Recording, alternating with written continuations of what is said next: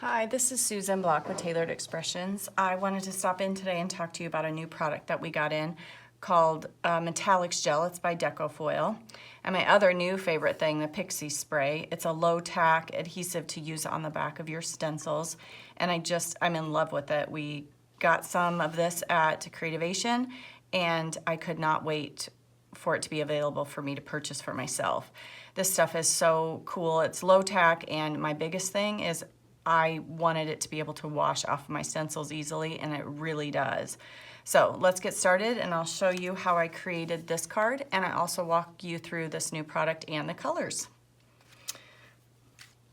So this is the 6 new colors that they've released. This one is called Champagne Mist, and I really like it. I've tried a lot of these different colors out on dark cardstock. They're probably just as beautiful on light, but I really had a lot of fun testing them out on dark cardstock. So this is Champagne Mist. It's kind of a ivory color with a shine to it. It's just beautiful. I tried it on Blue Corn and then also our new Spearmint color, and they're both just beautiful. Like I said, that is the Champagne Mist. Then there is also the new one is called Pure Gold, and this is kind of similar to the card we're going to make today, but that is Pure Gold, again on Blue Corn. You could tell I was kind of obsessed with the Blue Corn. Then the Copper, Pure Copper is Aged Copper, sorry, is the one we're going to use today. And I'll show you that one up close.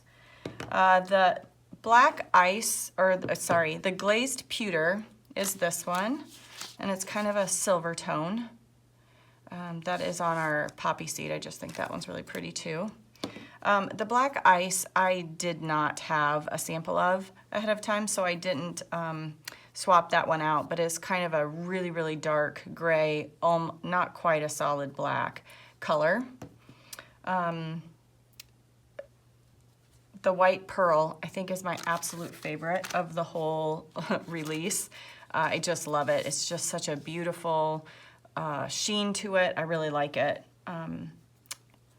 That one's my favorite, probably. But this is what I was super excited about, is the low tack repositionable adhesive for your stencils. Read the back, read it really close because it tells you to shake it. You have to wait a minute, things like that. So make sure you read the back before you get started. So this is the card we're going to make today. And I'm going to walk you through this spray. So like I said, you read the back, you need to shake it really well. You hold it about 12 inches above your stencil. That's another thing for me to point out. On your stencils, there's an etching on it that says Tailored Expressions.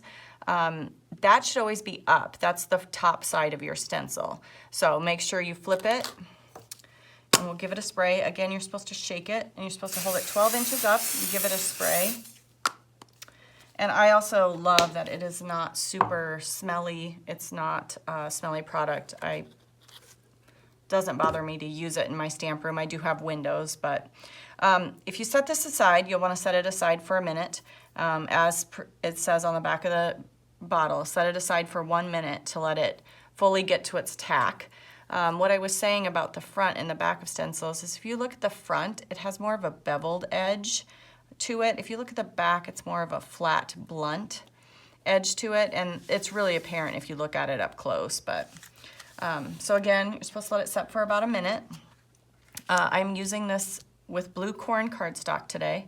You can feel that it's just a little bit tacky, and like I said, I just wash it up in the sink. When I put down my stencils, I am pretty picky about making sure I'm getting it even and straight, especially with this stencil. There's that line that runs in the middle of the tulips. You might not notice it until it's crooked. Then you really do notice it. So I go ahead and put that down. I'm gonna flip it over, give it a really, really good press on the back. Something else that I really like to do is take a scratch piece of paper, because I'd rather not clean up. Take a scratch piece of paper and I will put that on the bottom. That way it's easy for me to clean up, get stuff out of the way, and not put my sleeve or another project in it. I'm going to take a little bit of masking tape, if I can find the end of it here. Take a little bit of masking tape, and you could use your runner tape runner, whatever you have. And I do this it will help me later when I pick up the stencil with all the stuff on it. So it'll make sense in a minute why I bothered with that. So put that all on my scratch paper. And like I said, for this one, we are going to use the copper, aged copper.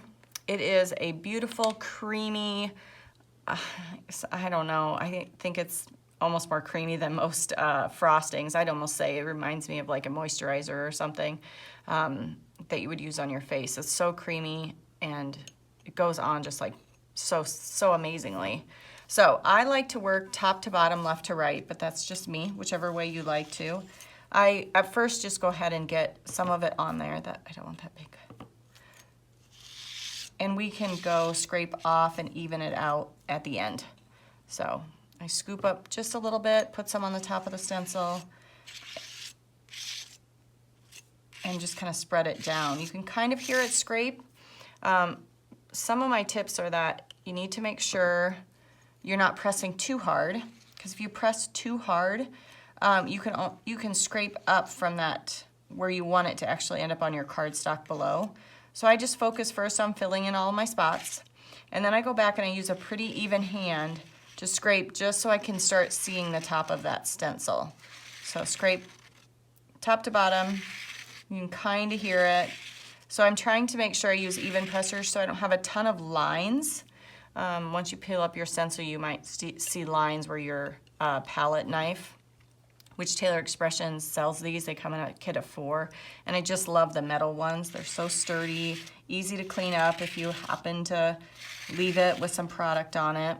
So just scrape it off, and then when you get it where you like it, I try to do one motion of peeling it up away from me, and being as I have the paper taped down, it will help that it won't shift and we won't get any drag off the back of the stencil. So straight up, get it out of the way, and like I said, I have a bucket with water in it, and I will set that aside. I can come back to that to clean it up as long as it's in water, but I will take my palette knife, because if I'm working on something, I'm doing a few projects, probably not gonna run down and wash that up right away. So a baby wipe will help me get it cleaned up and get that out of the way.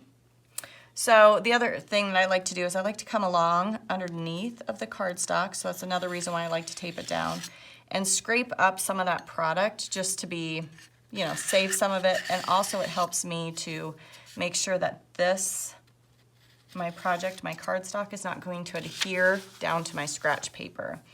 It helps a little bit if you do that. I taught this in class, and we had one gal that didn't do it, so she had a ton of different edges on it. So if you just scrape underneath of it, that'll help a lot. And then I like to take whatever I can and put in back into my little jar. And I also like to try to push it together, just so, you know, I'm trying hard to keep it all together so the little bits can't dry out. I've only had mine for a little while, so I haven't had any problem with it drying out, but you don't want to leave it open. You want to get the lid back on it right away when you're done. So that is the copper. I will let this set aside to dry. It says on the back of the jars, it says let dry for 1 hour, but that also depends on your humidity and how thick you put it on. So for this card, I finished that off by putting down a vellum circle with our stitched circle stack list. This main base on the bottom is our petite scalloped rectangle stack list. It's a new product. It's one of my favorite.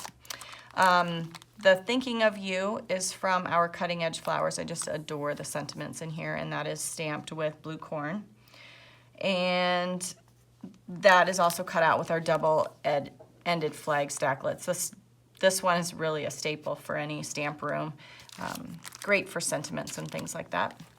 And then the Bloomers Greenery and the Mini Bloomers 2 is what I made the flower with, and that is cut out of our cupcake cardstock, and so is this rectangle scallop in the background. So I hope you enjoyed learning about the new product that's come out. I hope you enjoyed the stencil and how to make that card, and I hope you have a great day. Bye.